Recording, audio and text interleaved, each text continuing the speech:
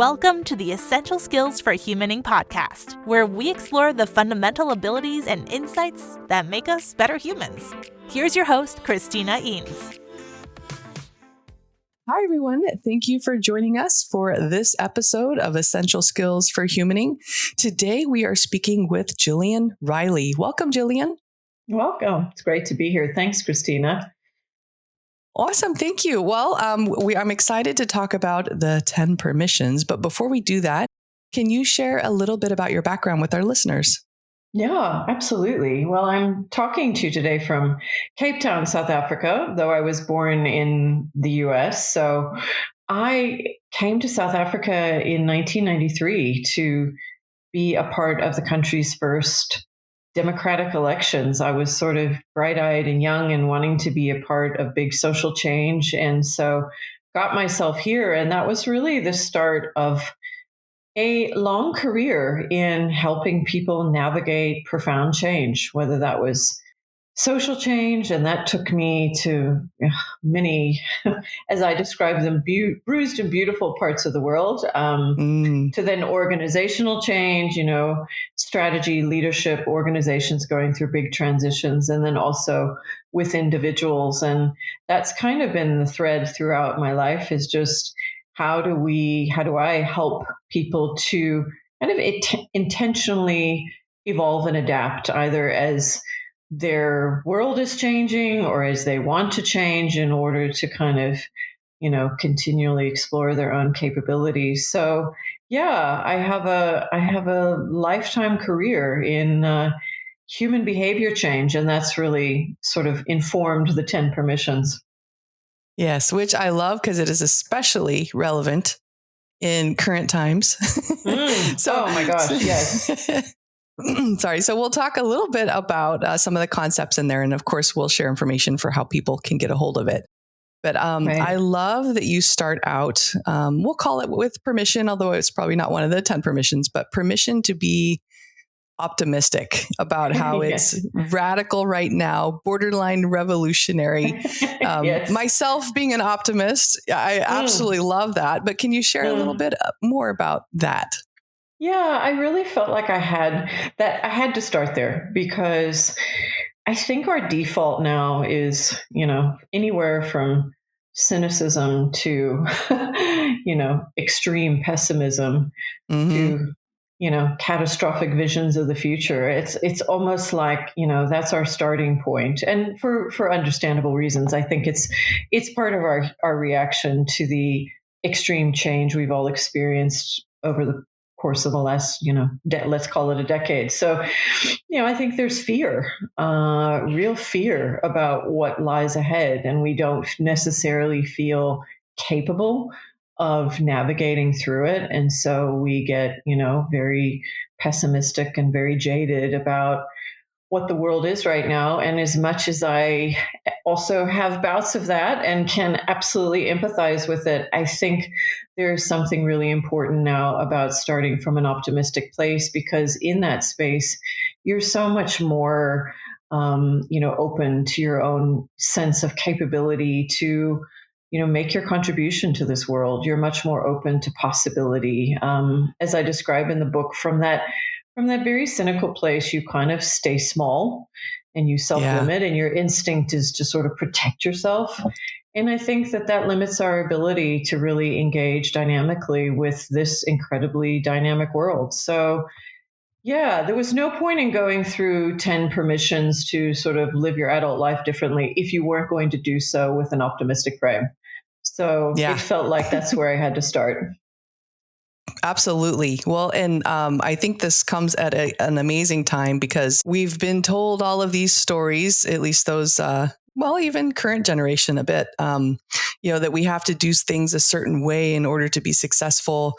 And that was all based on 100 years ago being successful, right? And It's a whole new world of the unpredictability, in all kinds of things, the AI coming on board.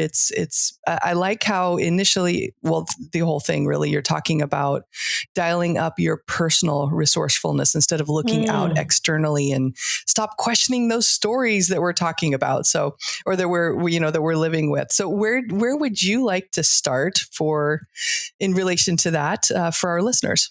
The way that I describe it is this really fundamental shift from following the way, capital THE. Like, there were, for me, as a good old Gen Xer, there were a couple of paths forward, but essentially the one was, graduate, get a university degree, find a nice white collar job, hold on to it for as long as you can. You know, our strategy in order to achieve security and status was maintain the status quo. And that worked. We were rewarded for our loyalty and for our service. And as we all know, that reality no longer exists. And so the shift from following the way to now what I describe as finding your way. So, in this far more unpredictable, but also full of possibility world, we have so many paths forward. There are so many options that it can feel completely disorienting and overwhelming to people because, frankly, we haven't been raised to feel permitted to find our way. We always looked outside for somebody to tell us what the right way was. And now we're having to do that ourselves. And I think it puts tremendous pressure on individual agency to do something that historically we haven't had to do, right? Which is sort of carve our own path. There were always those few like rogue people who went off and did their thing, and you sort of admired them, but also kind of thought, not me. Where it is now, it's all of us, right? And it's a really different orientation and mindset and set of capabilities to find your way. And that's where I think the challenge lies for us, because I think we're grieving a predictable path and a predictable past where you felt like it was, an if-then equation. If I do this, then this will happen. And that equation no longer adds up. And I think there's a sense of loss that's associated with that. But alongside that, a tremendous opportunity for us to potentially create far more satisfying paths for ourselves that change and evolve and grow over time. So, we are at a point where I think we're going to have to operate very differently if we're going to thrive in this world. Yeah. Which I like that you call the strategies permissions. Can you share more about your intention there? So that theme emerged out of my work in social change and in organizational change, because I kind of kept coming back to that gap between intention and action that we're all so familiar with. If we've ever been in any sort of organizational change process, we absolutely know that there's all sorts of good intentions or big ideas, but they rarely translate into action. And in my mind, what sits in the middle there is permission, which is I individually feel authorized to behave differently, to experiment with different ways of being and doing. And I think my own experience was that while there was lip service sort of paid to change, people actually were really scared about the implications of showing up differently within a system that had actually always rewarded them for their past behavior. So I sort of realized that I could give people all sorts of things to try to encourage them to change. But at the end of the day, they had to give themselves permission. So the idea here is that, in this rapidly changing world that we all know, is requiring us to show up quite differently, we have to give ourselves permission to approach it with that intent and that boldness. Because right now, I think we're sort of we're hesitant, we're scared, we're trying some things, but we're not quite sure if we're allowed to really go for it. So, this is an invitation to, with a lot more clarity and confidence and courage, sort of move forward, allowing yourself to create a way that works for now and not for, 1995 or 1975, right? And that's going to look really different, and it's going to feel really weird. And so it's going to require you giving yourself lots of permission to look different and feel weird. And it's not easy for us to do that, is it? Mm-mm. Yeah, it's funny. I'm reading a book right now called Belonging, and it's like social scientists are saying us needing to belong to our communities, our groups, or just as much as us needing to eat or drink water, etc. Yeah. Yeah. And somebody mentioned the other day this theme of kind of social contracting, and which I think is related to belonging, which is I think I understand how something works, So I think the workplaces are a great example of that, where they've changed so much that I think a lot of people feel like, oh, I'm not sure anymore, what the contract is between us, how I'm meant to behave, what I need to do to belong. And so there's a real effort, if you will, and intentionality that needs to go into us re-engaging in this very different world with how we're going to operate. So as much as the book is about self-permission and it's about individuals giving it to themselves, obviously I hope that through that we begin to bubble up more of a conversation around social permission, because obviously that's going to be what's required over the course of the next decade for us to embrace different ways of finding our way forward, whether that's in a career space or just a broader life space, that we don't feel worried that we won't belong or that we'll be judged, but that we can actually kind of start to do it with a little bit more confidence. Yeah. Oh, I love that. What is one permission maybe that you'd like to go in today with the audience and give them some strategies? Yeah, well, I'll always start with the first one because, why not start with number one? But it really is sort of, for me, a foundational piece of this, which is be willful, because I think that's sort of the ultimate transgression, right? From a point of childhood, the willful child was the troublemaker, and it wasn't what any of us wanted to be. So many of us come through our childhood sort of being rewarded for compliance, being rewarded for, making things easy and looking externally to what we should want and then falling in line with that. And again, I think in a far more fixed and hierarchical world, it worked. I think what's happening now is that we've got adults kind of coming into this very chaotic marketplace of the world of work, as an example, and not having that really strong sense of agency or that really strong sense of will of what do you want? We can't outsource our wants anymore. We need to kind of own them, right? It's not, I want to be an accountant because my father was an accountant. It's like, I need to know what I want. And if I'm sort of dialed into that, it doesn't mean that I'll get it, or it doesn't mean that, it's necessarily my long-term path, but it means that I have a sense of, both a compass and an engine to move forward. And I think that process that I described of finding your way really requires you more than ever to tap into what is it that I want? And it doesn't have to be what do I want to be when I grow up or what do I want to do forever. It needs to be, what do I want to be a part of learning right now, or contribute my skills to fixing right now, or what kind of communities do I feel like I want to be joining right now? So I think desire as a driver within a very disruptive world is a key theme for me throughout all of this. And again, that takes a lot of permission, because we have never been taught to really use that as a driving force. And yet we absolutely know that it's central to kind of the best of human performance and experience. So I think we're going to be, all of us as humans, engaging with our wants and our will and our agency in a way that maybe we haven't had to historically. Yeah. Well, and I'm hearing some skills that people are going to need to develop in order to do that. Accountability. Yes. Both the characteristics and a skill, right? Accountability, self-directedness. Can you share a little bit more about that?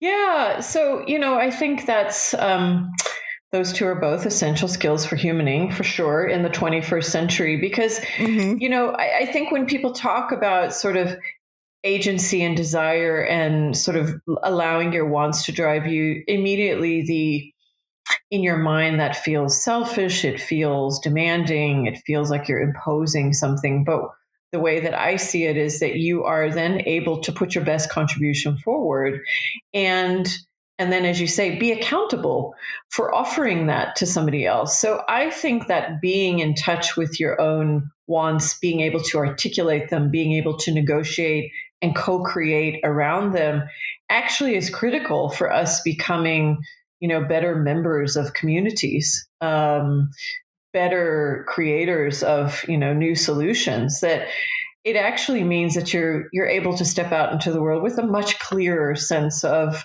what it is that you are prepared to offer, what it is that you will accept from others. And from that place, we can have far more equitable relationships, right? So I think those negotiation skills, I think those, as you say, accountability skills are all a part of what I would describe as another shift that I see, which is finding the right fit rather than fitting in. So, following the way was fitting in. Just I fit into a career, a role, a company, an institution, and then I allow that to kind of shape me. Whereas if I'm finding my way, then I need to be much clearer about what it is that I have to offer. And I go out and I find a fit for that. And I look for others who are, prepared to bring their own things to the table in a similar way. So I think that idea of almost what I describe as like free agency, you are operating more with a mindset of free agency where you're out sort of seeing what you can offer and seeing what you can create. And in that space, as you say, those skills of working with other people and negotiating and being accountable with other people are absolutely critical. Oh, yeah. Well, and I'm hearing too self-awareness, which is like the foundation for everything. Yeah. Going through this process. I would just, that could just be end of story. We need to be self-aware. It's, anybody who does this work knows that is critical. And I think, yes, it is because we are creating our own roles or, our own ways forward, and we're not slipping into sort of ready-made identities in the same way we used to. So I am lawyer. I will practice law for the rest of my life. You are now kind of working in more of a sense of an evolving, a fluid sense of what you're capable of doing. And so in that space, you need to be aware and cognizant of how you're operating, how things are evolving, what it is that you can bring as the world changes around you. So, I describe it as this really active process of sort of introspection and exploration. So I'm looking in, I'm taking stock, I'm aware of myself moving through the world, and I'm also actively seeking what's available to me in my surroundings, because I'm aware that it's changing so quickly that I need to be tuned in to that changing landscape. Yeah. Well, that reminds me, I like one of your quotes. Think in terms of I can rather than I am. Yes, I was going to say that, but I didn't want to be, whipping out too many quotes. I'll do it for you. Okay, thank you. I like it when other people whip out my quotes. For me, that's fundamental. So that's part of, again, from following to finding, I would say, from sort of a fixed world to a more fluid world. Your whole and the way other people are describing sort of decoupling your identity from your profession. So the whole idea of, the fixed profession that you occupied for the entirety of your life is beginning to give way to a much more fluid sense of what you're capable of doing over the course of a life. So, if you study accounting, you don't have to be an accountant, but you know how to do accounts. So how am I going to apply that to different situations as the world shifts and turns? It allows you to be a much more agile contributor. It allows you to understand that you are able to shift and change. You don't have to sit there like a deer in the headlights going, oh my goodness, but now accountants are becoming obsolete, and so I'm now obsolete. It's okay, but the knowledge that I gain through this will still be useful in a variety of different forms. So I really encourage people to kind of have that awareness that you described of what am I gathering? What are the skills that I have? What are the capabilities, the networks, the experiences that form a diverse portfolio of things that I can bring to the table in a changing world. It's just a very different way of thinking about how you move forward from I have one profession and I am one thing. It allows for you to evolve. And I think obviously that's the whole theme, really. The undercurrent of the book is kind of permission to take a more adaptive and evolutionary approach to your life than perhaps we've done in the past. Yeah, absolutely. Well, and that also reminds me of another quote that I'll throw out there. Okay. Yes, please do. Because I'm actually pulling it back to what we first talked about as well. Don't let your desire for status squash your other desires. Yeah. Well, that's what we did, right? And that's what we were encouraged to do. I mean, so I have a good friend who told me a wonderful story in relation to that about how when she was in high school, she was super interested in frogs and sort of all things like, nature, marine life, frogs.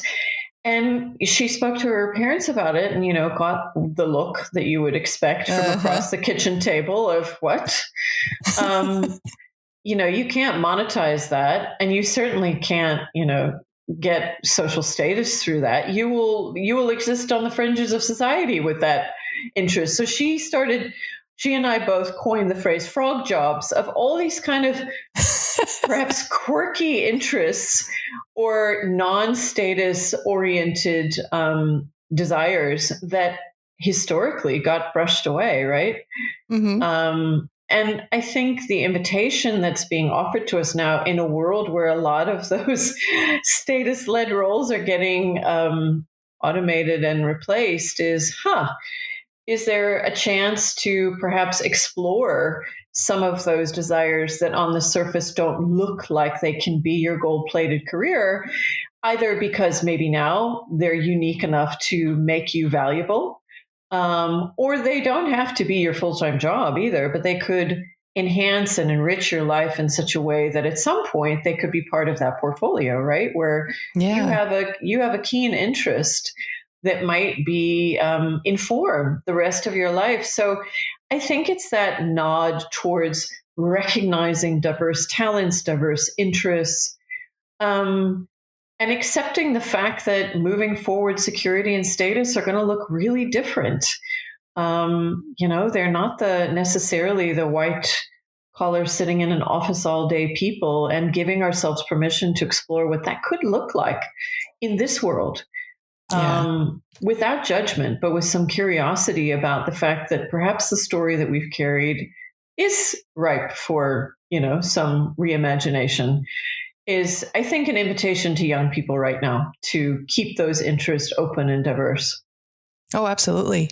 Or anyone who's looking for a second or third act. 100%. I mean, that's the other interesting moment right now is that with the trends in longevity, we are all looking for second and third acts, whether because we get to or we've got to.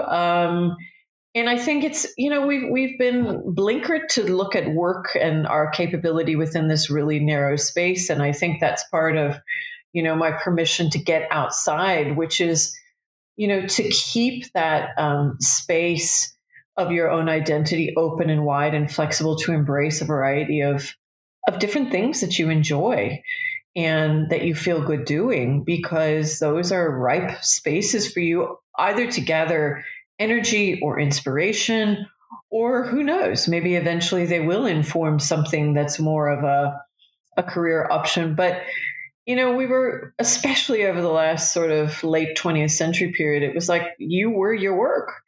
And I certainly see people now kind of going, maybe I am more of that. And maybe I have more to draw from as I look to find whichever act that I'm in. Can I look more broadly in my life than just the thing that I think I can monetize? Yeah. Oh, I love it. Well, and I know people are going to want to learn more.